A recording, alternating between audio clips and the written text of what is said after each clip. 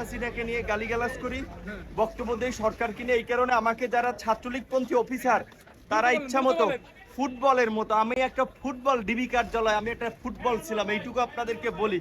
এখনো যদি আমার সমস্ত শরীর এই যে দাগ এখনো এই সাথেও শুকায় নাই, এই এখনো শুকায় নাই।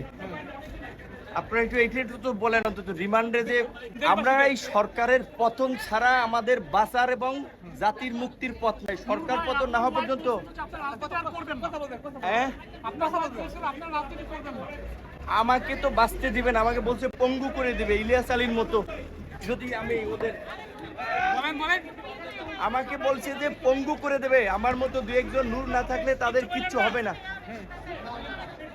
আমি শুধু এইটুকু বলি যে আমার শারীরিক পরীক্ষা করা দরকার, চিকিৎসা করা দরকার। আমার ইনজেকশন পুশ করছে, এটি কি স্লো পয়জন